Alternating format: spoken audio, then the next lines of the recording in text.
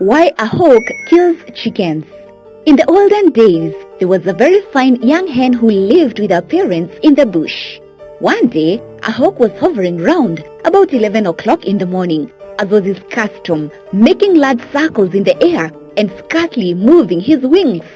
This hawk saw the pretty hen picking up some corn near her father's house. He therefore closed his wings slightly and in a second of time was close to the ground. Then spreading his wings out to check his flight, he alighted close to the hen and perched himself on the fence.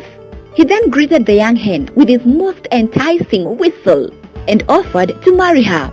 She agreed, so the hawk spoke to the parents and paid the agreed amount of dowry, which consisted mostly of corn, and the next day took the young hen off to his home.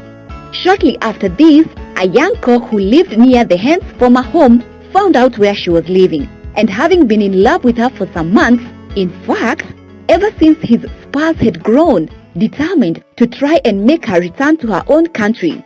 He therefore went at dawn, and having flapped his wings once or twice, crowed in his best voice to the young hen. When she heard the sweet voice of the cock, she could not resist his invitation.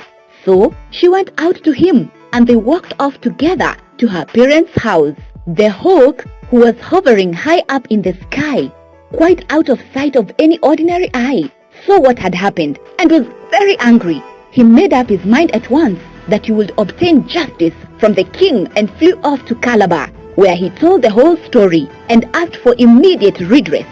So the king sent for the parents of the hen and told them that they must repay to the hawk the amount of dowry they had received from him on the marriage of their daughter, according to the native custom. But the hen's parents said that they were so poor that they could not possibly afford to pay. So the king told the hawk that he could kill and eat any of the cock's children whenever and wherever he found them as payment of his dowry. And if the cock made any complaint, the king would not listen to him.